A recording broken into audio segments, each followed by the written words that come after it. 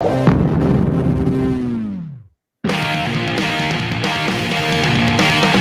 right, welcome in. Good afternoon. Afternoon live here on the Maize and Blue Review as we get ready to go here. We got a lot of things to talk about.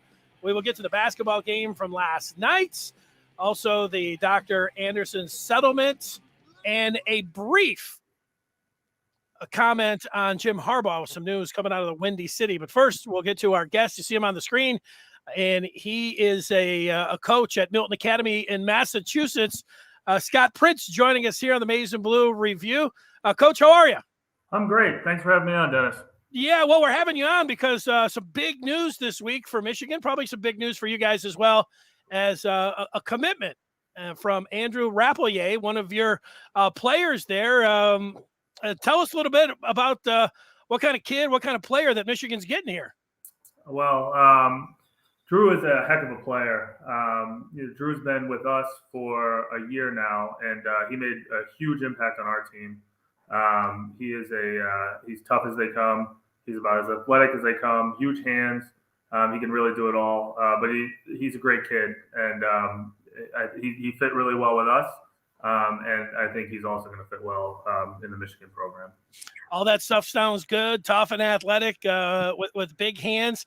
Tell me the first time you saw him. I mean, did you know that he was a Division I prospect when he came in? How quickly did you think that he was the real deal? So we had a pretty good idea coming in. We actually, his brother played for us before, and he's a tackle at Wake Forest. I think his career's over now, but he played there. So we knew we were getting an athlete. What we didn't know, we knew we were getting a guy who can catch the ball. But what we didn't know is we'd get a guy that could block like Drew can. And once we saw that, I mean, we knew that he'd be one of the top tight ends in the country, and a lot of the big schools would be calling. Yeah, tell me a little bit about that. You know, like I looked at his measurements, 6'4", 215. You know, tight end. Sometimes you say, hey, this is a pass catching tight end. Sometimes you think about a block first tight end, but the sound of things, maybe he can do a little bit of both, huh? Yeah, I mean, he obviously is a pass first tight end. But I mean, we line him up in the line, and in our league, I mean, we have pretty great linemen. I mean, with Zach Zinter, who is at Michigan, played in our league. We have a lot of guys that come from our league that play at schools like Michigan. And we line him right on the line against, 6'3", 250-pound DNs, and he'd wash them right out. His highlight reel is a lot of catching, but I think it's even more blocking, which was, as a coach, that's kind of what you want to see. And then when you play at the next level, you get him on the field. Either way, we split him out, bring him in. I mean, that's what everyone's looking for in tight ends nowadays, and why he was so popular with the big colleges. That's good. So when I ask you for a highlight or something, or his best moment, coaches will talk just like you, about being able to go down and handle a 250-pound defensive end. So I ask you specifically maybe about a pass catching or a touchdown. Is there a highlight or a run after a catch that you remember that you say, oh man, that's one to remember?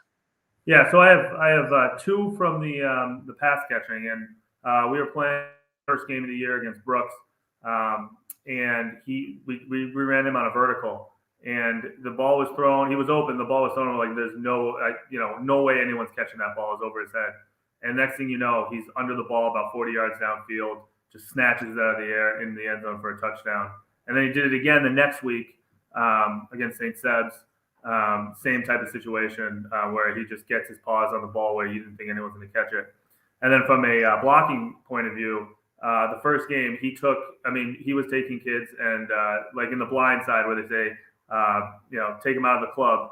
He was doing that all game on kids that were much bigger. And we were just pleasantly surprised at taking guys 20 yards down the field. Sometimes the point of getting, penalties because I don't think our refs were used to seeing that from tight ends. What do the opposing defenses do when they're trying to deal with a guy like Rappleyea? Is it something, they try to put two guys on him and, he can still, fight off double teams there? I mean, if you were the defensive coordinator, I would imagine that you'd have his name up on the board. I mean, how do teams try to defend him? Absolutely. He was double teamed a lot. They put a safety over him. Basically, in every game, there was a safety over the top of him, which opened up a ton of stuff for us. But there's not much you can do when you line him up at tight end, and he's messing around in the box there, blocking guys, and then kind of pushing out into the flat or up the seam when they lose him in the run game. So it's tough to defend someone like that. But he was double teamed a lot, and he was successful against those double teams too. If you're listening on the pod, or you're just tuning in, watching on the digital cast, we're talking with Scott Prince, coach at Milton Academy in Massachusetts. Michigan recent tight end commitment, Andrew Rappleyea. He plays for Milton Academy. People always want to know about comparisons. I know in the NFL this weekend there's a couple great tight ends. So I'm hoping you say, he's a little bit of a Travis Kelce, Gronk blend here. I mean, that would be music to everybody's ears. But I mean, is there a comparison that you think about? You have to obviously think about years down the line when you're talking about a kid that's 215 pounds or whatever else. But is there a comparison there to you? Yeah, my guy's George Kittle, and I think he is. And the reason is just like I said, pass catching tight end can run every single route. But he likes to put his hand in the dirt too and just wash guys down block guys. And so I think the comparison with him is appropriate because their styles are similar. I think Drew will put on some weight as George Kittle did, but I think that's my best comparison for him just because he can do all that stuff. Yeah, that's good. And I say this in a nice way. Kittle's nasty. I mean, that's he'll go after it and the blocking or whatever else. So that is good. Man, a lot of great tight ends now. Absolutely. It's amazing. Every week in the NFL, there's a new guy. There's a new tight end or an athletic tight end. It's just such an important position nowadays. Heck, we're hoping, here in Detroit, TJ Hawkinson, who was picked in the top 10, went to Iowa. Iowa seems like it's tight end university right now. When did Andrew, I don't know if you know the answer to this, but looking Michigan's way, Michigan's tight ends both had, fabulous years this season, and Eric All and Luke Schoonmaker. And, they've got some guys on the roster that are pretty talented as well. What about the interest in Michigan? When did you first, hear about that linked up with your tight end Rappleyea? So Drew was always interested in Michigan. I think so. We had a kid from our school who's playing in Michigan now, Kalel Mullings. So he kind of was infatuated with Michigan because of Kalel. And we have another kid, Greg Crippen, who's playing at Michigan now too. So we have kind of a pipeline there. So he was always hoping that Michigan would kind of pop up. And they were a little later to the party. They kind of did their due diligence with him. I think they offered him on Christmas. It was his Christmas gift, as we said. But I think the second that he was offered by them and Jay Harbaugh stepped in, he was talking to Jay for a while. And when Jay stepped in, I think it jumped right to the top of the list. So I always think it was in the back of his head. And he was kind of just hoping that they would pull the trigger on him. Yeah, that's great. You mentioned those two guys, Kalel Mullins and Greg Crippen. We hear good things about both of those guys. They both played there at Milton. Yeah, so we had Kalel I coached Kalel since he was in sixth grade. He was a little kid. And Greg was here with us for a year before he went to IMG. But he stuck around with our program. And, I like to tell the story that we were playing in our rivalry game when he was a 4-star recruit, whatever, and he was bringing our guys water, running on the field. He just said both of them are such great kids, and they're such good representations of our program. And whenever they come back here, they represent Michigan so well. Yeah, those guys. Oh, sorry. Yeah. No, go ahead. Yeah, those guys could have gone anywhere for sure. And the same thing with Rappleyea. Mullings, he was the Gatorade Player of the Year there. So, I mean, he's pretty decorated, right? Absolutely, yeah. He was all everything. He actually played wide receiver, running back. We outside linebacker, middle linebacker, played wherever he needed them. But as I said, the best thing about Kalel is how he represents us in the school. I don't think there's anyone that could ever say a bad word about him. He's just such a great kid. Rappleyea, you call him Drew. Does he help on defense at all or anywhere else? Yeah, so it's funny. We had him all over the place too. We started him at outside linebacker. And then we kind of had a need at safety. So we were trying to look for a safety at the end of the year, and we looked around and we said, wait, there's a 6'4", 220-pound 4-star athlete. Maybe we put him out there. And he had a couple picks, a couple pass breakups in big games. And, we didn't try to play him there too much, but fit him in when we needed it. And he was absolutely unbelievable playing as a safety, which is pretty impressive for a tight end. I got a question or two more for you. Tell me what it's like during the season when you have so many of these, outstanding high school, I guess, college prospects. You mentioned Jay Harbaugh. What other kind of coaches, whether it's from Michigan or elsewhere, have been, I don't know, say poking around or checking out when you guys play games? Yeah, it's pretty cool. We're very lucky. In the New England prep schools, it's really good football. So there's every team has a couple D1 prospects. So we get a lot of coaches that come through the building and come out to games and things like that. So as a coach, for us, it's awesome. But it's for the kids and the opportunity that they get to meet these coaches and the opportunity to play at a high level. It's just really cool for them. And Jim Harbaugh is one of our favorite. We have some funny stories about him coming on campus and winding up in the lunchroom and eating lunch with our kids. So, we love when he comes on campus and he's a good guy. I can see Harbaugh, drinking out of the milk cartons and stuff, sitting around, that kind of stuff. I mean, yeah. He's just one of the guys. If he wasn't Jim Harbaugh, he would be, just one of the guys. What kind of a team do you guys look to have next year? You guys feel good about, your prospects for the 2022 season? We do. Obviously, Drew will be a centerpiece to that. But we have a lot coming back. Our quarterback who to get through the ball. We got some young guys, and we've been good the past since Kalo was here, and we've kind of kept it going. Went undefeated in our league last year and lost in the championship. But we're looking forward to get a lot of kids back, and having Drew as your centerpiece is never a bad thing. Everybody out there, Patriot fans, Pat fans? Most people are. I'm a Raiders fan, which might be a sensitive subject with Michigan fans right now, but it is a lot of Pats fans. Yeah, well, they're down now, but you know what? I was going to say, I don't know how much, when you're talking with somebody right outside of Ann Arbor, that grew up a Lions fan, I have a hard time mustering up any sympathy. That's as a Raiders fan, it's the same thing for me. I sometimes actually enjoy when they lose. Yeah, well, I know Charles Woodson. He won't even answer the question about the tuck. I know. That's not a good memory. No, well, he went on to still have a great career, and so did the other guy, who's actually still playing, which is amazing. Absolutely, yeah. I mean, both. That's right, both Michigan guys. Two Michigan guys. You got that right. Hey, we certainly appreciate your time. We'll be keeping tabs on Andrew Rappelier. Congratulations. It's always, it's a whole school thing. So I'm sure you guys are proud of that, and continued success. It was great talking with you. Absolutely. Thanks so much for having me on, and we wish you guys good luck and go Michigan. All right. Hey, thanks, Scott. Appreciate it. There he is, Scott Prince, joining us here on this afternoon live. As I was just outside. Pretty nice weather out today. I've been double, triple coat, hat, double pants, double socks. I mean, getting out, spending a little time outdoors today. I didn't need any of that. I almost felt like just go on out here with a T-shirt. But I still just had a light coat, but not too shabby out there. And the bad news there is that we know that this is only going to last one day because the cold front's coming back. So that doubling up is going to happen. Now let's get to some basketball. We'll get that brief news coming out of the Windy City on Jim Harbaugh and the news this morning about the Anderson settlement. I'll give you some thoughts on that as well. Let's just Juwan Howard after the game. Michigan, we transition over to a little hoops here. Michigan winning the game 83-64 against Maryland. Hunter Dickinson, who was not available for Michigan, did not play against Illinois, was back. He was a big factor last night for the Wolverines. Here's Juwan Howard after the Michigan victory.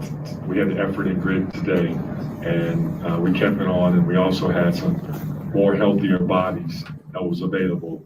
And, one big guy that we just finished talking about was Hunter. It's good to have, one of your best players back and healthy. And so that helped. And it helped us and gave us the lift that we needed. Yeah. Well, look, Michigan has lost 4 or 5, and, Maryland was in the, the same boat. So it's not like, Michigan, took down a top 25 team even, last night. But getting a win at any point now, is it feels good.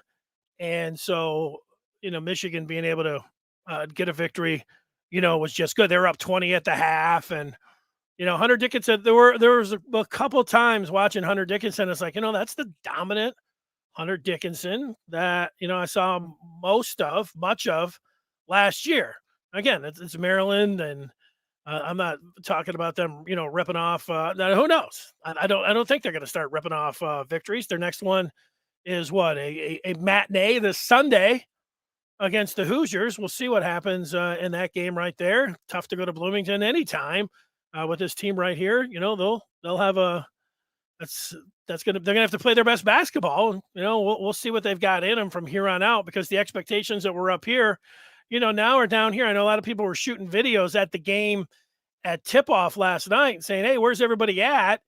And you know what? When you have the kind of expectations that Michigan basketball had this year, and then you lose 4 out of 5, and you're looking at the opponent coming in. If Turgeon was the coach, maybe there'd have been more people. They've got the new vaccine mandate where you have to show a card. Maybe that had a factor in, but the biggest factor, I would think, is that where Michigan has how they've played. I mean, that's going to be the biggest factor in how many people you're going to draw. Some of those other things, will factor in a little bit. But I can tell you, if Michigan was a top 10 team, and regardless of what Maryland was, the place would have said 90% capacity or whatever else. That wasn't the case, but people were acting like it was a surprise or something last night. Not that big of a surprise, to me. You win games, and people love you.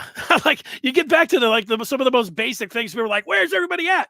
Hey, you win games. Everyone loves a winner. You love going out, and watching them play like last year. And if you don't meet the expectations, and you're coming under those, and you look at the opponent, there's not many people are going to say, "Yeah, you want to go to the Michigan game?" So I mean, let's not act like it's kind of a bottom line when it comes to that. Some of the others, there were some people that were disappointed in the crowd. So I mean, you can be disappointed in the crowd, and there are the reasons for that. So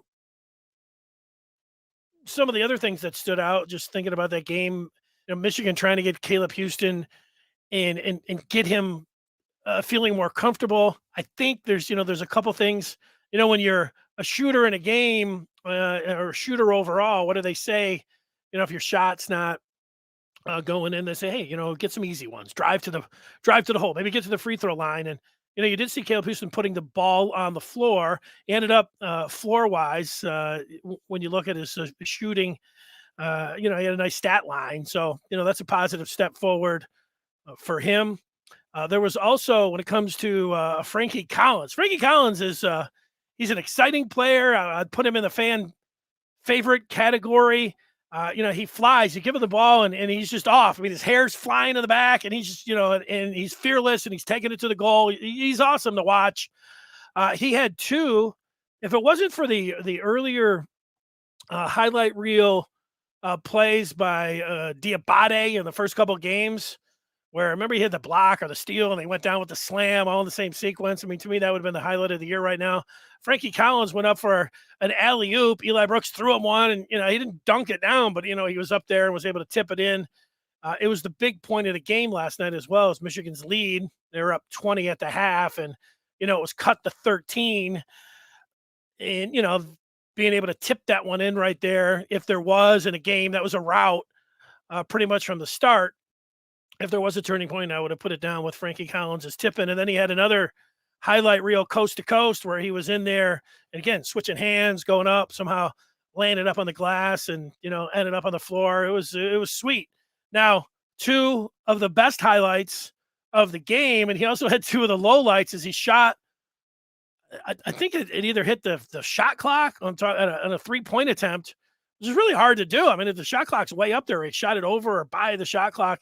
And then another one, he was wide open, and he shot it like the east of the goal, west of the goal, like by 5 feet. Like, I mean, he's shooting, and it was like, it wasn't a pass or anything else. It looked like a shot. So I don't know what was going on there, but everybody still loves Frankie Collins, and he's got a little bit of like the backup quarterback thing going on in that, he at times he looks great when he's out there, when he plays with a fearlessness, and people are like, "Let's get him in there," and the starting lineup. And, even in the beginning, when Devontae Jones was not playing his best basketball, and in fact was struggling. I was thinking, okay, maybe a little bit more burn here for Frankie, but they need Devontae Jones, they need Frankie Collins, and I think he's going to get all the play and all the experience that he can handle. So I don't think there's much a controversy, when it comes down to playing time or if they should be starting him. That's me. I don't see that. I did see that there was, and maybe this is something to look for against Indiana, is that Michigan with the front line of Houston and then Diabate and Hunter Dickinson. If they take Diabate out and they have Caleb Houston matching up with the 4, and if he can hold his own guarding opponents 4, you can say, how he can't guard a 4. Well, I don't know if he can guard a 3. So the point here is it's not really a defensive move, it's an offensive move. You're thinking that their 4, more like a power forward, is going to guard Caleb Houston, and at 6'8", he might be able to go around him, maybe able to get a shot a little bit better, matching up with a 4 as an opposing 3. Something to keep an eye out for as Michigan moves ahead, and they have that matinee against the Hoosiers coming up on Sunday afternoon. And, that's I think that those are the main points when it comes down to the game last night. I mean, I've got more notes. Let's see here. Yeah, no Brandon Johns in that game tonight, or in that game last night. And Zeb Jackson's not with the team right now either. And I think that's all you needed to, to know as, Michigan gets the W. All right, 2 more things here. And I've also got a piece of memorabilia to show you for 60 seconds coming up here. And I've got that brief tidbit about Harbaugh coming out of the Windy City. There was today the news that Michigan settled with the Dr. Anderson sexual assault, the victims and survivors of $490 million. That news is out there. And so you say, well, what now? What happens now? Is it over? What happens moving forward here? And, you're looking for closure. I think everybody's looking for closure here. Is that happening with the victims or survivors? I don't know. That's what you hope for, that you get some measure of closure there. I think somewhat the focus will be, as it has been here, as part of this has been about Bo Schembechler and Don Canham and the statue and the football office and the natatorium that has Canham's name on, Schembechler's name, of course, on the football building. And whether or not those names and the statue will be taken down, that has been somewhat of the focus on this, at least talked about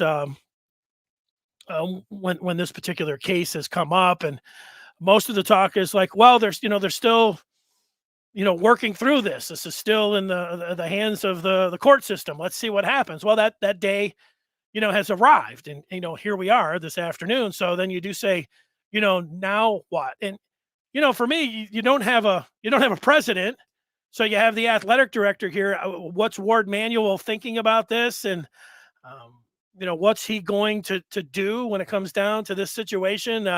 This is a situation. I'm sure that they've had discussions about what they're going to do. I know a lot of people already wanted some things to happen in regards of the name and the statue here, and it hasn't. Everybody has an opinion on this. Mine is that I thought that you could have put a marker or a plaque up outside the natatorium, outside the football office, detailing, you've got a lot of space there that you could do that, in any kind of a plaque where you could say what was happening. And then you could get people saying, that's not appeasing anybody. And okay, if that doesn't appease you, I understand. If you're somebody that doesn't even want a plaque over there, and that ticks you off, I understand that too. I've heard it from both sides, so I get that. That was my opinion. If they were asking me, hey, Fithian, go ahead, you make the call on what happens there. That's what I would have done.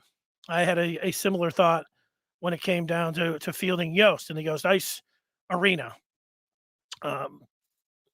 And so that's that when it comes down to my own opinion. I also thought that if I was in charge, if I was Ward manual, you're going to hear from a lot of people. You're going to hear from alums. You're going to hear from former football players. You're going to hear from all kinds of people in Ann Arbor, taxpayers, whatever, about what should happen in regards to the names and the statue. And it's a pretty tricky situation. You might be as confident in your beliefs and everything else, but you do know that there's another side that has about the same fever when it comes down to their opinion on this. It reminds me a little bit of the virus. People really think they're right, whatever side that they're on here.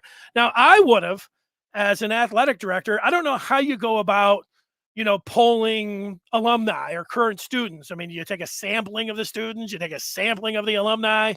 That's I don't know what kind of how that polling would work. That seems very complicated. I know there's a lot of people that are smarter than me, so maybe you have an idea about that. But I would have gone to the victims and survivors. We know that there was 1,050 of them, and I would have sent them out a letter with a couple choices on there. Hey,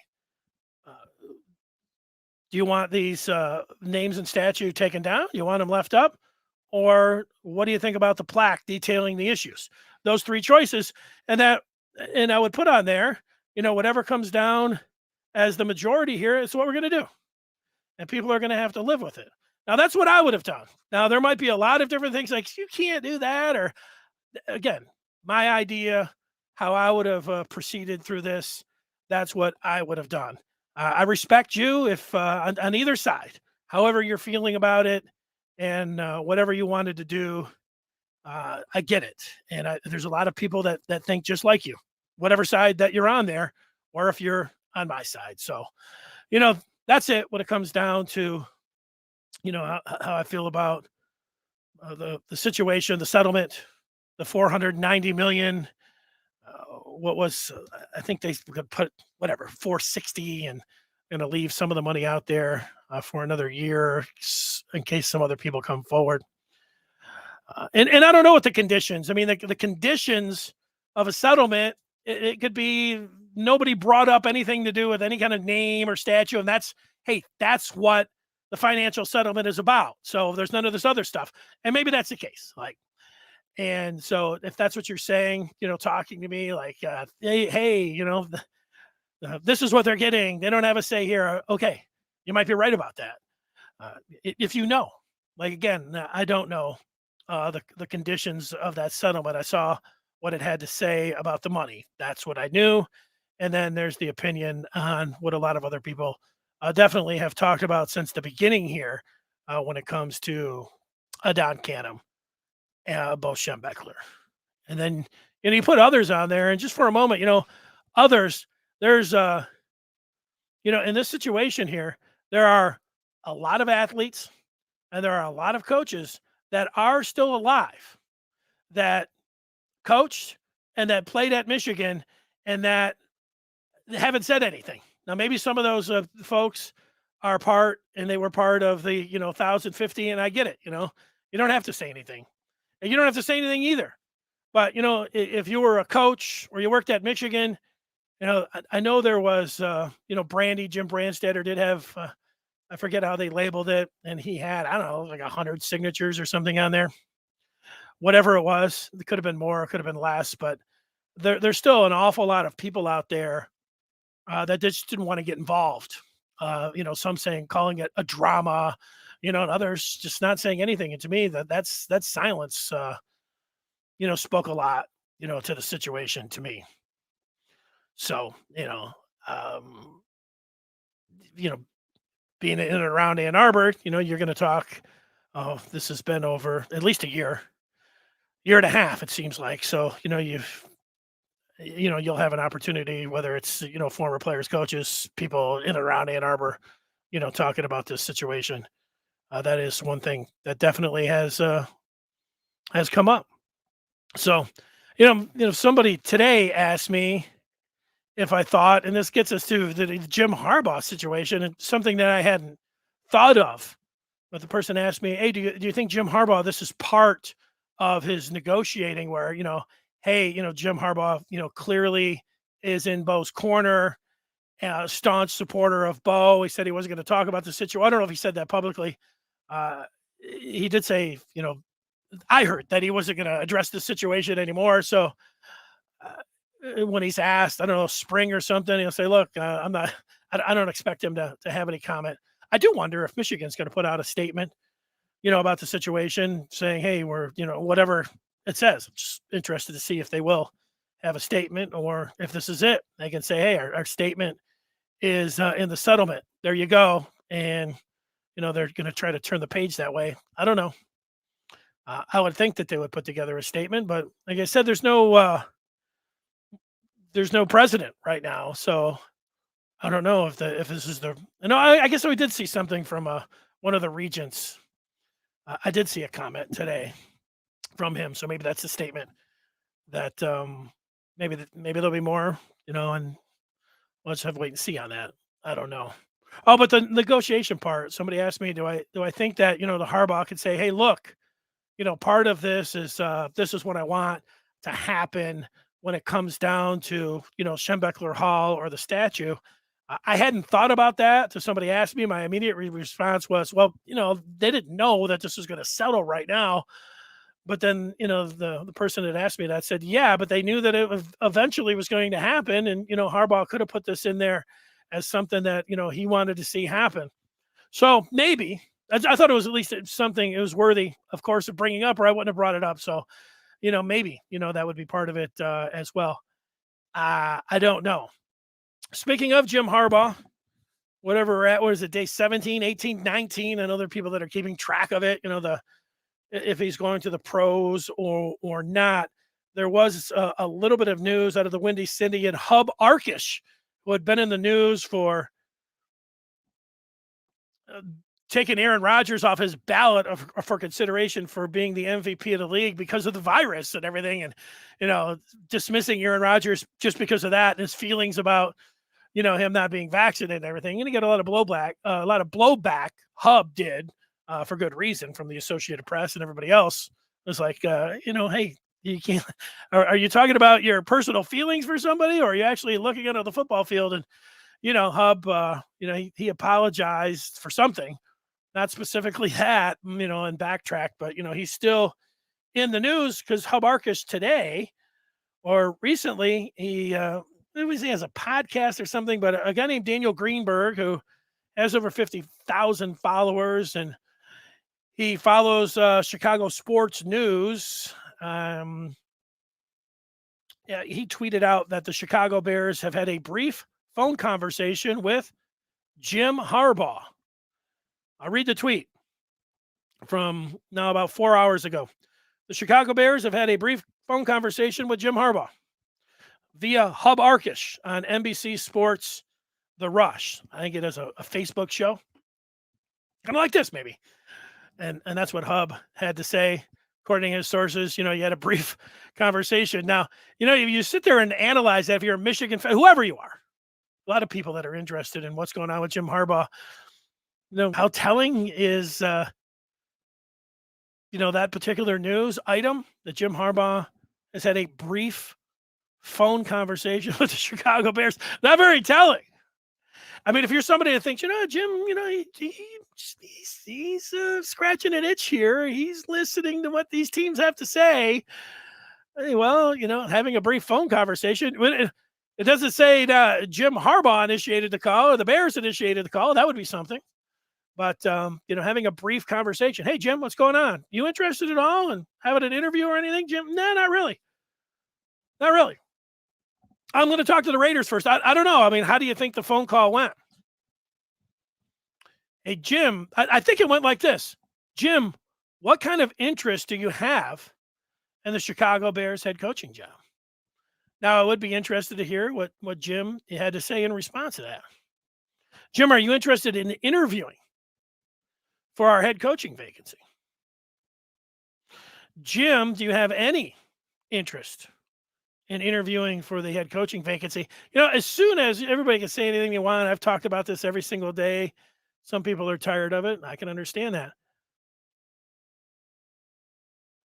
It does feel like, like I get a phone conversation. I think Jim Harbaugh's had brief phone conversations with other NFL teams, them trying to gauge his interest.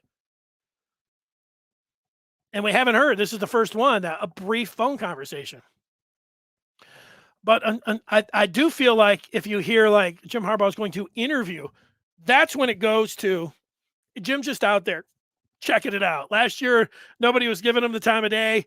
This year, he kind of the cat's meow, calling his own shots and, power, leverage, whatever, he's milking it. I mean, whatever you think. I do think it's some of that. I think, he can do what he wants now because he's in a great position. And, he's checking it out. And it doesn't hurt to listen, see what happens.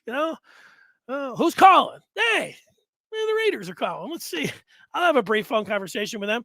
So, but it goes to a different spot.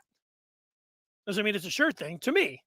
Like we haven't heard, anything except this little, snippet from Hub Arkish. If it goes to brief phone conversation to interview, that's when, if I'm a Michigan fan, I'm like, ooh, anyway, wait a second. It's a game changer. That would be a game changer to me. But we haven't seen any of that. I've been talking here now for, over 30 minutes. So I better check. Here's a good look at my dog. Louie, he likes the cold weather. He'll be happy when it's below 0 again tomorrow. Let's just see, because things can happen. Things can happen. Harbaugh to the Giants, Harbaugh to the Dolphins. No, I'm just joking. None of that. Irvin with an opinion. Harbaugh is staying. I hope he didn't take a pay cut last year, just a leave a year later. Yeah. I'll state my case again if this is the first time somebody's listening to me talk about Jim Harbaugh. I think Jim Harbaugh will stay with Michigan. I think family is important to him. And if you look where his family is at right now, that points to staying in Ann Arbor. I think that control for any coach, and maybe anybody, if you get in a certain position where you can have power and have control and call your own shots, that does seem like it's important to Jim Harbaugh. And, and money equals those things. I think that I don't know if it can be matched. I don't know if it can be topped. Maybe it could be matched, the power and money by NFL teams. But when you just start thinking about, the shot calling that he can make here in Ann Arbor now with that Big Ten title tucked in his back pocket, and, seeing that Mel Tucker got $95 million, that's a lot of power and that's a lot of money. And Jim Harbaugh, whatever you want to think of him, the salary being slashed, and you thought maybe some people were being a little rough on him last year. I know people have said that. Right now, he's the toast of town, toast of the town. He is being celebrated, and for good reason. Jim Harbaugh right now is the toast of the town, and he is celebrated as with as much anticipation and with as much energy as that when he came into town. I mean, it is matched, and in some ways more because of, it looked like, heck, last year at this time that I think that there were more people than that were like, hey, hopefully the NFL does take him. So, I mean, he's the toast of town, power, money. I mean, all of that. I don't even know if it can be matched in the NFL, but there's always like, hey, NFL, Super Bowl, maxed out at Michigan, leaves out on top. So there is that door as well. But I believe that because of all those things that he stays in Michigan. Irvin with a follow-up. I think he was so excited to win against Ohio State that he'll come for more.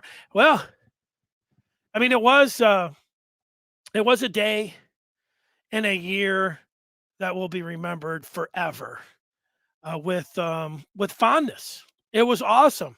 It's the one thing that, I was thinking about last night by watching the Michigan basketball team. Michigan won the Big Ten last year in basketball, and it was a surprise.